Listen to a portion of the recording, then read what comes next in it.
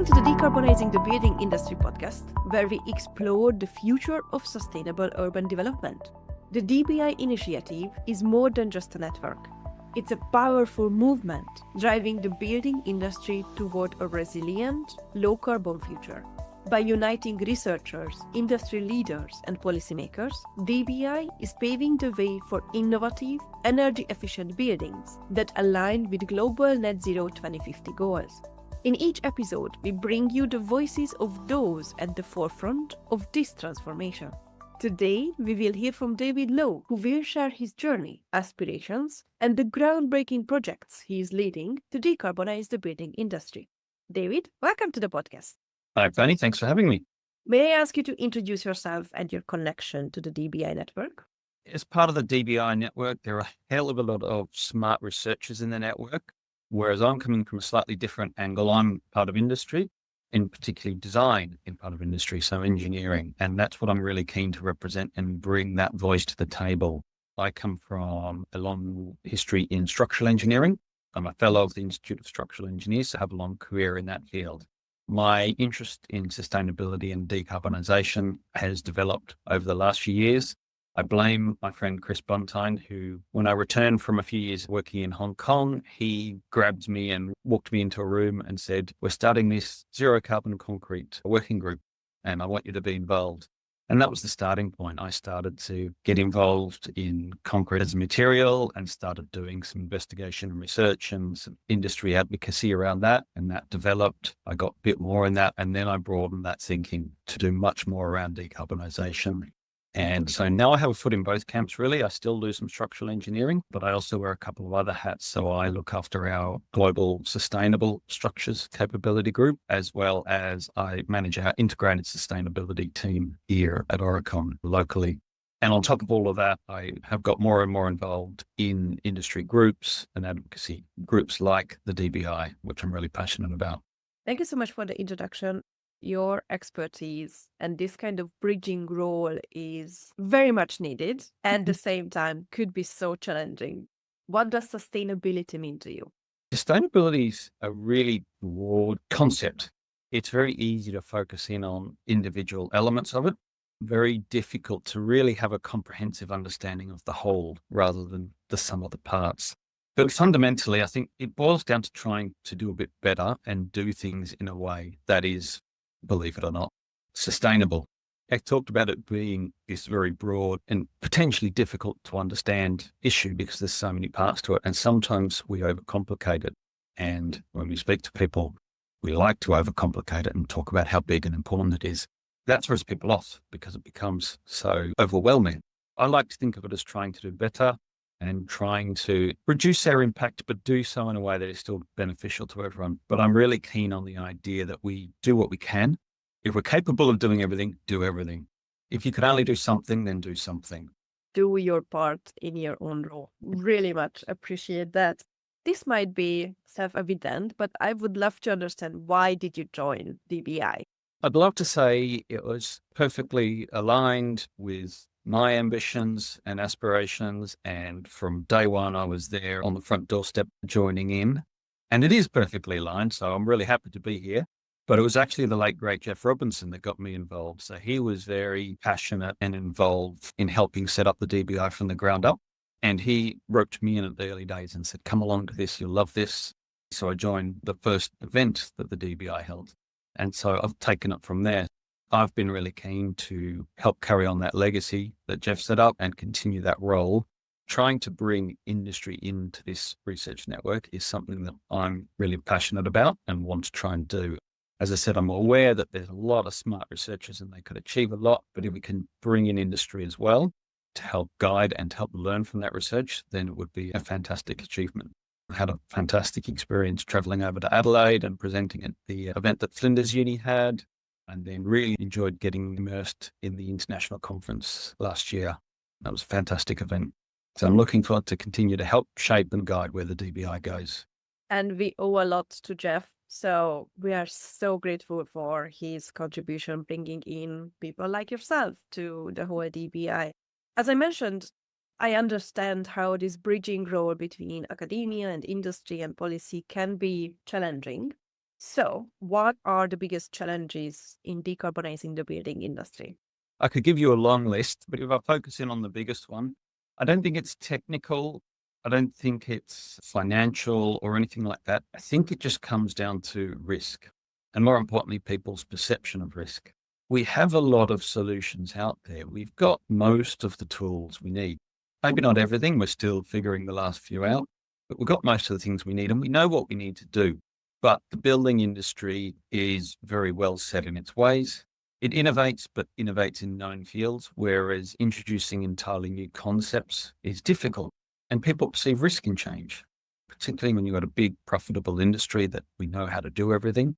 It is difficult. So all sorts of risks around materials, around following codes and standards, around construction methods, around the cost of things, around the performance of things. If I do it differently, is it going to keep performing?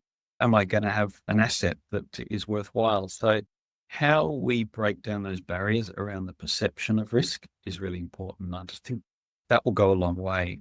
I've really come around to the belief in the last couple of years that we need to not only try and pull on the green heartstrings of everybody. That works to an extent, and you will capture some people by that, but you'll only capture the passionate individuals. If we want to get a mass move and get everyone on board with this, we need to be speaking to people around the language they know.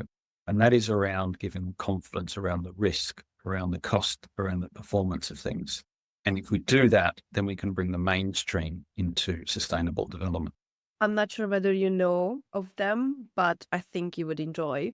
Adam Dorr from RethinkX. RethinkX is an international think tank, and they talk about how the emerging technologies, the clean emerging technologies, are not just good for the planet, so for philanthropic reasons we will use them, but they are economically more viable than the existing ones. So the change is inevitable because money is on the table. And I understand what you mean, that it's not enough to pull on those green strings. We need to show that the new solutions, the new clean solutions are better, not just for the planet, but also for the wallet as well. We can see it playing out in the press, even if you look at the energy industry. Solar and wind make so much sense in Australia. It's so cheap and the return on investment is so great. It looks like a no-brainer if you just look at the finances. But people are worried about the risk of moving to something new. So we get all these conversations about nuclear and gas coming up all the time. It should be straightforward, but it's not, because people are concerned about a change. And that's a normal human reaction. And to be honest, I loved that you were immediately talking about not just the challenges, but what kind of opportunities are in them. So what are the biggest opportunities in decarbonizing the building industry? We all have to be positive. We won't only talk about risk. It would be a bit depressing. I think we've reached the point as well where we don't say we're trying to stop climate change. I think we've reached the point where we have to say the climate is broken. We're seeing all sorts of statistics coming out in the last few years to say the climate is broken. But again, we need to be optimistic and look at the opportunities there. And we need to recognize that, okay, we're not going to stop at reaching 1.5 degrees, but now we're going to double down. We need to not only stop it getting worse, but we're then going to need to fix it. So what are our opportunities to do that? Again, there are many out there. The one that I'm most dialed into and I think has the most promise is around reuse and just building less new stuff. There's lots of fantastic technology and things we can do around building new stuff, but it simply makes sense to what can we do to focus on building less new stuff, and reusing what we have is a great opportunity around that. Again, it taps into what I spoke about earlier around risk. There's a lot of perceived risk around reusing things. It's not a new product. I can't get a warranty on that. Or I'm trying to reuse an old building. Wasn't necessarily designed to the current codes. So what do I need to do to upgrade? I'm not compliant. I'm going to run into all sorts of hurdles and problems. It's easy to see problems there, but it's also a fantastic opportunity, one which we need to be exploring. And there's some great examples starting to emerge there. We are starting to learn on this journey. And I'm coming from a background of build and reuse. It's funny, it's not a new idea. We've been retrofitting buildings for years, but it's a technology that we forgot and we're having to relearn it again. But I'm glad that we are, and we're relearning it through a new lens, a lens around decarbonisation. And so we're applying different approaches and we're looking to be a little bit more radical and a little bit more comprehensive in the way we do it. You mentioned reuse. However, in my conversations, when I talk with someone about sustainability, it's more about recycling. Do you differentiate the two? I do. I think you can get caught up in terminology and perhaps people are talking about the same thing. If I think of reuse, I'm looking to reuse that thing, whatever it is. Let's say it's a building, or even, let's go for a really granular example, a steel beam. I'm going to reuse that steel beam as a steel beam in its current form. I might need to do a little bit of adaptation and change the bolting connections on the end or slightly trim its length to make it fit in new use, but I'm reusing it as a steel beam. Whereas I would consider recycling is I'm reusing that material, but I might need to melt it down and recycle it as a new steel element, which is great. That's certainly better than waste, but there's a whole process. There's a whole lot of energy that goes into that. I come back to the idea as well. Recycling is great, but reducing the amount of waste is more important. And we reduce the waste by reusing things. In my PhD research, I researched how designers, architects, urban planners, and engineers think about the future of cities. I talked with industry leaders and researchers and government officials, and each group had different roles and responsibilities and needs from the other groups. I would love to know, you as a industry representative at the DPI, for example, while also being across these groups, what do you see what industry needs from academia, from the researchers? Most of all, we need solutions from academia. I think that's great. And we need solutions in a form that everyone else can understand and implement. If I go back to, I got started through low carbon concrete and research in that field. And when I started, there were quite a lot of industry papers out there around the technology, but I was coming in as someone who works in industry and I really struggled to understand it. And I couldn't find anything that would help me actually implement it on a project. And fast forward a few years, that's come along a long way. And a lot of that research is now a lot more user-friendly for those who don't have 15 PhDs and a lot more accessible and understandable. So now I can get that information more easily and I can see how I can apply it to a project in the real world. So I really think that's what we need from research is they've got the time and the smarts to apply towards really diving into a topic and drilling in and coming up with solutions, or even if not a solution, coming up with a greater level of understanding than what we currently have. So what we need there is we need to be solving the right problems. And we do that by speaking between academia and industry around what the problems actually are. And then once that research is done, is presenting it in a way that is accessible and digestible to those who don't work in academia. I heard all of that in my research as well. It's really important what you are doing, for example, reaching the two different groups. Also, I asked this because you were talking about insurance, and one of the roles for academia was creating the proof that a new solution can work and should work in this way. And industry doesn't seem to have the time to do this kind of proving. Thus, the new solutions trickle down so much slower to the industry itself because the designers, the engineers, all of these professionals can't use the new solutions because of liability, because of insurance, because of government requirements. Which brings me to the next question. What do you think industry needs from governments? A lot of people put these sort of big problems on government and they say it's government's problem to solve. Government needs to do this, government needs to do that. I'm a little bit of the opposite, that actually industry needs to stop blaming government, looking to the big faceless beast to solve it for us. We all just need to roll our sleeves up and do our own bit. We all need to accept a little bit more of the responsibility and accept a little bit more of the risk. I'm not telling anyone to go out and do something entirely unsafe or go completely out on a limb. But if we all take on a little bit of that risk using common sense, then we can all pitch in together and solve the problem. And it doesn't need government to make big swooping changes. Of course, they can help. They can help with things like standards and construction codes, helping update those so that it makes it a little bit more easy and user-friendly. And I know that takes time for them to do. There's a whole process to go through, but whatever we can do to fast track. Government are also a big buyer. They're the single biggest buyer of products. They can also help pull the demand lever and signal that intent to market, because if you use large buyers, large projects, that can be a catalyst. you can help the rest of the industry, the supply side, develop the capability. If they've got a big contract to, use an example, provide a really high performing low carbon concrete mix, they use that big contract to help upskill, develop their technology, develop their supply chain to provide that. And then forevermore, they can keep providing that to every other smaller job along the way. There are some important levers government can pull, but I don't want us to all fall back and say, government, fix it for us, please.